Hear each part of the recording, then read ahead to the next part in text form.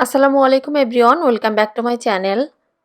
fnfcooking এ পিঠাপুলির আজকের আয়োজন আপনাদেরকে তৈরি করে দেখাবো তুলতুলে নরম পাটিসাপটা পিঠা। আর আজকের এই পাটিসাপটা পিঠাটা আমি প্রয়োজনীয় বেশ কিছু টিপস সহকারে শেয়ার করেছি, যাতে করে যারা এর আগে কখনো পাটিসাপটা পিঠা বাড়িতে তৈরি করেননি তারাও এটা খুব সহজে ঘরেই তৈরি করে নিতে পারবেন। আর এখানে স্মুথ পাটিসাপটা পিঠা তৈরি করার জন্য কিন্তু এখানে প্রথম থেকে শেষ পর্যন্ত আপনাদেরকে একটু সময় নিয়ে ধৈর্য সহকারে এখানে রেসিপিটি দেখতে হবে। আশা করছি আজকের এই পাটিসাপটার রেসিপিটি আপনাদের কাছে ভালো লাগবে। যদি রেসিপিটি ভালো লাগে তাহলে প্লিজ ভিডিওটি আপনারা আপনাদের ফ্রেন্ডস অ্যান্ড ফ্যামিলির সঙ্গে শেয়ার করতে ভুলবেন না। তাহলে চলুন ঝটপট আজকের রেসিপিটি দেখে নেওয়া যাক। পিঠার জন্য প্রথমে একটা ব্যাটার তৈরি করব। দিয়ে দিচ্ছি 1 কাপ বাজার থেকে কেনা শুকনো চালের গুঁড়ি। তারপর দিয়ে দিচ্ছি এখানে মেজারমেন্ট কাপের হাফ কাপ পরিমাণে ময়দা। এরপর দিয়ে দিচ্ছি 1/4 কাপ গুঁড়ো দুধ। আপনারা চাইলে এখানে সামান্য পরিমাণে লবণও দিতে পারেন, আমি আর দেইনি। তো যাই হোক, সবকিছু একত্রে খুব ভালোভাবে একটু মিশিয়ে নিচ্ছি। তারপর দিয়ে দিচ্ছি এখানে খেজুরের গুড়। আর এখানে খেজুরের গুড় প্রায় হাফ কাপের মতো দিয়েছি, অর্থাৎ সামান্য পরিমাণ পানি দিয়ে এখানে গুড়টাকে আমি মাইক্রোওয়েভে গলিয়ে নেওয়ার পর এটা পুরোপুরি ঠান্ডা করে নিয়েছি। তো সেখান থেকে এখানে প্রায় হাফ কাপের মতো খেজুরের গুড় আমি দিয়ে দিলাম। গুড়টা দিয়ে দেওয়ার পর এখন সবকিছু একত্রে ভালোভাবে একটু মিশিয়ে নিচ্ছি। এখন দিয়ে দিচ্ছি হালকা কুসুম গরম পানি। আর এখানে পানিটা আমি কতটুকু দিচ্ছি ওইভাবে আর বলে দিচ্ছি না, কারণ অল্প অল্প করে পানি দিয়ে এখানে একটু পাতলা করে ব্যাটারটা তৈরি করে নিতে হবে।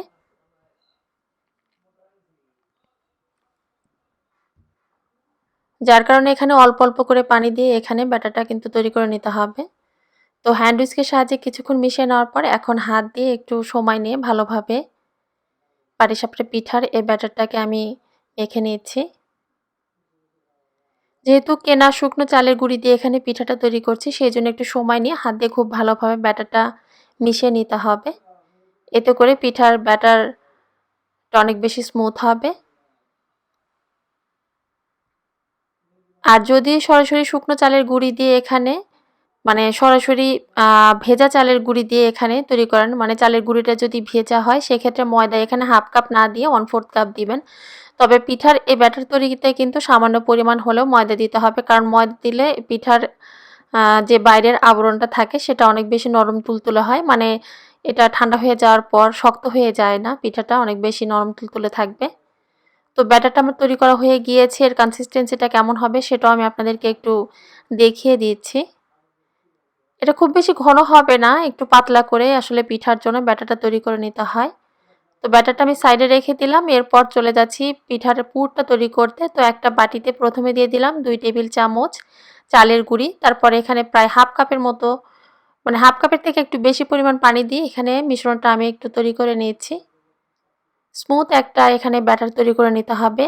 আর চালের গুঁড়ির এই মিশ্রণটা দিয়ে আজকের আমি পুরটা তৈরি করব। তবে আপনারা চাইলে কিন্তু এখানে সুজি দিয়েও কিন্তু পুরটা তৈরি করতে পারেন, সেক্ষেত্রে আর পানির সঙ্গে সুজিটা মিশিয়ে নিতে হবে না।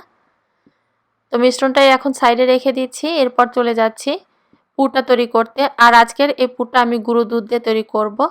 দিয়ে দিলাম 2 কাপ পানি, তার সঙ্গে দিয়ে দিচ্ছি এখানে 1 কাপ গুঁড়ো দুধ।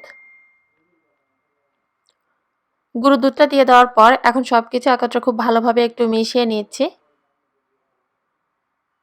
1 কাপ গুঁড়ো দুধের সঙ্গে এখানে আমি 2 কাপ পরিমাণ পানি দিয়েছি, কারণ পানি আমি বেশি দিব না, কারণ পানির পরিমাণ এখানে বেশি হলে বেশি সময় নিয়ে এটা জাল করে ঘন করতে হবে।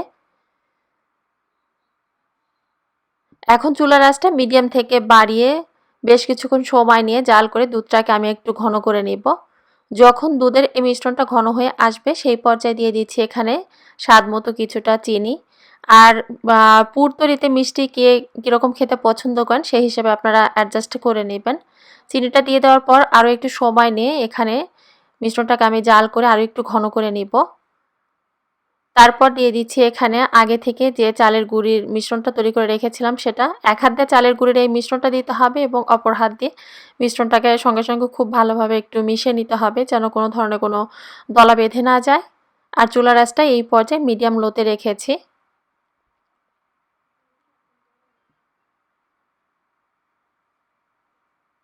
তো পাটিসাপটা পিঠার জন্য এখানে পুরটা রেডি হয়ে যাচ্ছে। আমি আরও একটু ঘন করব, কারণ এটা আবার খুব বেশি ঘন করে রাখা যাবে না, কারণ এটা ঠান্ডা হয়ে যাওয়ার পর কিন্তু আরও একটু টেনে যাবে।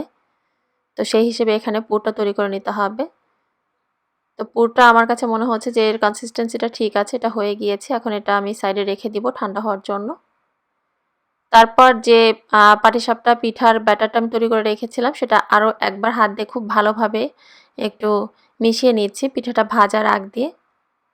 এরপর চলে যাচ্ছি পিঠাটা ভাজতে। ভাজার জন্য একটা প্যানে সামান্য পরিমাণে এখানে তেল একটা টিস্যু পেপার দিয়ে একটু মুছে নিয়েছি, এতে করে পিঠাটা অনেক বেশি স্মুথ হবে, মানে পিঠার গাটা আর ফেটে যাবে না, অনেক বেশি মসৃণ থাকবে।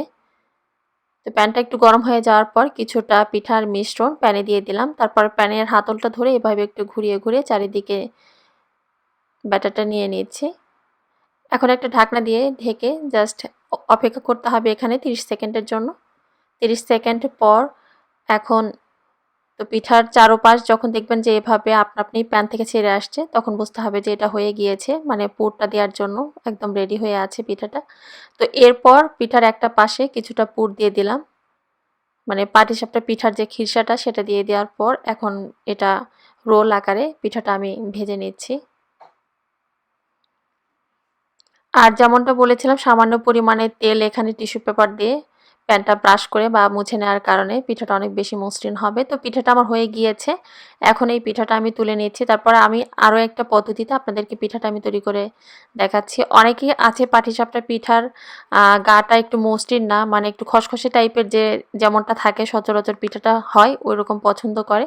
তো তাদের জন্য আমি আবার আরও একটা পিঠা তৈরি করে দেখাচ্ছি। তো সেই জন্য করতে হবে কি, প্যানটাকে একটু বেশি গরম করে নিতে হবে। প্যানটা যদি একটু বেশি পরিমাণে গরম হয় তো সেই পর্যায়ে এখানে পিঠার মিশ্রণটা দিয়ে দেওয়ার পর ঢাকনা দিয়ে ঢেকে 30 সেকেন্ডের জন্য অপেক্ষা করতে হবে। তারপর কিছুটা পুর পিঠার একটা সাইডে দিয়ে দেওয়ার পর এটা পাটিসাপটা পিঠার আকারে ফোল্ড করে নিতে হবে।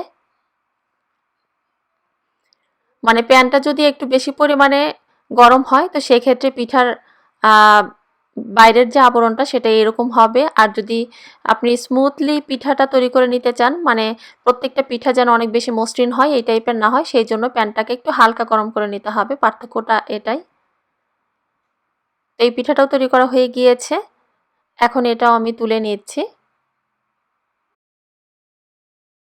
একই রকমভাবে এখানে প্রত্যেকটা পিঠাই আমি এরপর তৈরি করে নিব।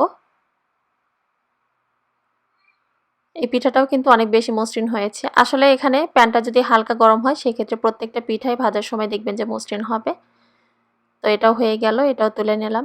সবগুলো পিঠা এখানে একই রকমভাবে আমি ভেজে একটা প্লেটে সার্ভ করেছি। আপনাদের বোঝার সুবিধার্থে একটা পিঠা আমি কেটেও রেখেছি।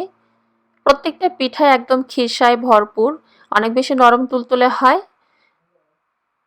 তো খুব সহজভাবে প্রয়োজনীয় টিপস সহকারে রেসিপিটি শেয়ার করেছি।